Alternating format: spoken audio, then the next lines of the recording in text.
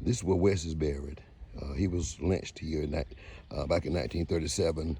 Not here, but this is where he's buried at Little Rocky Mount.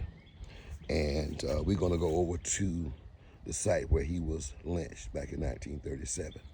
These are some friends of ours that came up from Tampa / Bradenton, Florida. And they came to the services for tomorrow. And they want to come and see some historical places. So here we are at Little Rocky Mount here, just in Tumleton, Alabama. And this is the cemetery where Wes was laid to rest back in 1937 in an unmarked grave for many, many years, for fear of what would happen if they if the mob knew where he was buried. Word is they probably would come dig him up and drag him on through the black communities to show, put fear into other blacks. Is what happened when you cross what they call the line. But here the sign is posted here from the Equal Justice Initiative, the family of Wesley Johnson.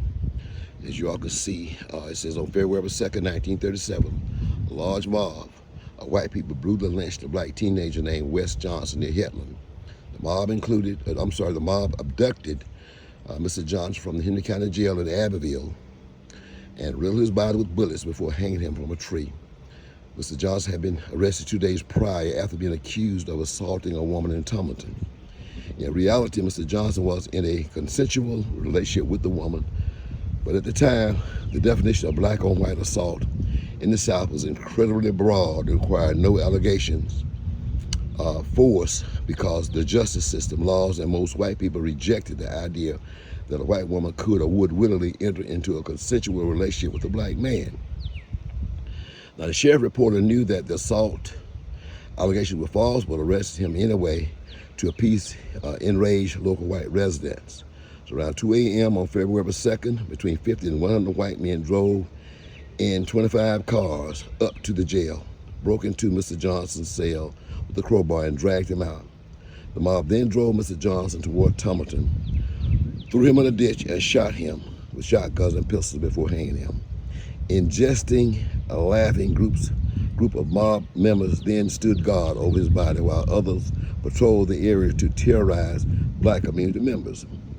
Though the sheriff identified 9 mob members,